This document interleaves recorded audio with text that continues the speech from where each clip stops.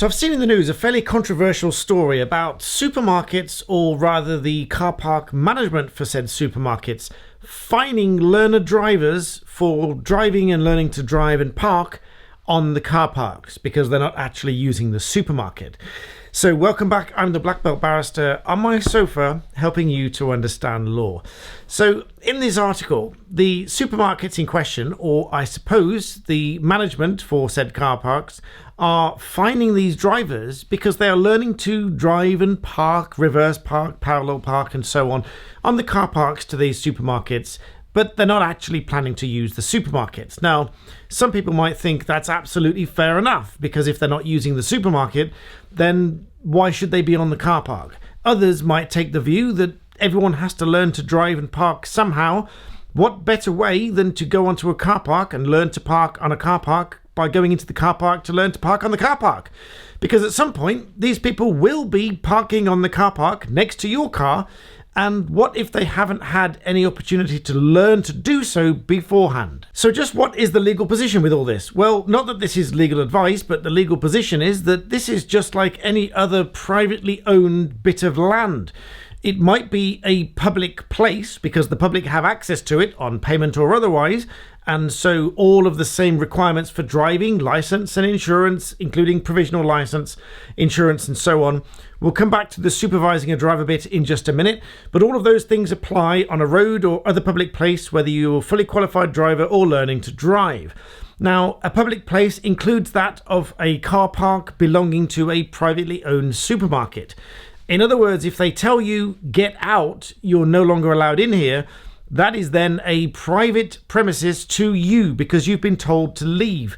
Or if they put a sign up to say, no learner drivers allowed on the car park, then learner drivers are not allowed on the car park. And you'd be in breach of the rules of entering that private premises if you do so. Now, our friend Ashley Neal, who I will tag somewhere in this video or description for his views on this, because I take the view, and I don't know what you think, let me know in the comments below, but I take the view, we've lost the sun, I take the view that these learner drivers should be able to learn to park on the car park, because if at some point they're going to park next to my car, I would rather they've had practice at doing so before passing the test and then coming onto the car park and parking next to me. Now, while I make adjustments, this just reminds me that someone left a rather strange comment in the comment section yesterday, that you can judge how much a barrister earns by looking at the curtains. I find that a really strange comment. Now, this is a blackout blind and there are other blinds behind it, but it's not all the way down at the moment because I like to have the light coming in, even though it's better, and all the photographers tell me to cut out all the light and then use artificial lights so that I can control the light. But anyway, I like the light, so you'll have to deal with the sun coming in and out now and again. So hopefully Ashley Neal will comment below what he thinks about this, because I think I know what Ashley will think and what other driving instructors will think, because I think you'll take the same view as me, that it's better that you learn to drive and to park on a car park before passing the test. Particularly, I mean, partly because it's part of the test to be able to park the car, but for the reasons that I've said, it's better that they are able to do that at the point that they pass the test, rather than learning a skill properly that they haven't had the opportunity to do beforehand. But these, coming back to the point, these car parks, or the car park management companies, are fining these drivers for going on the car park without intention to use the supermarket. Now, I understand that if this turned into an army of learner drivers taking up all the spaces in the car park and not actually going to the supermarket, I do get that.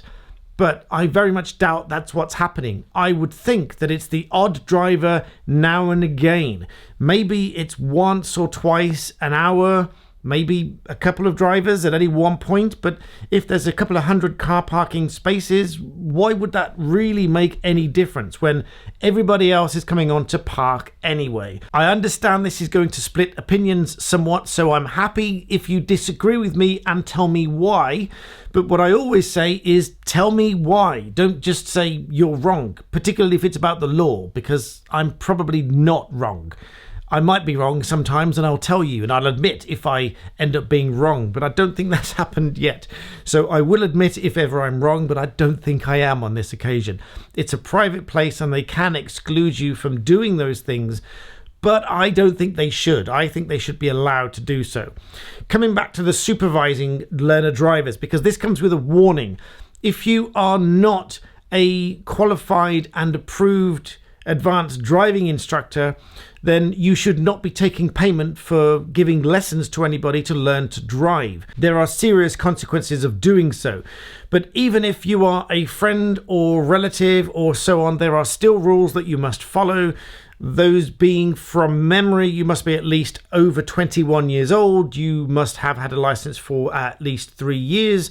You must make sure that the vehicle is insured, because if you are driving or supervising someone to drive, or the driver is driving without insurance, there's an unlimited fine, 8 points, and a potential ban, which, by the way, includes even if you haven't yet passed your test. If you are supervising someone to drive, make sure all of those things are in place.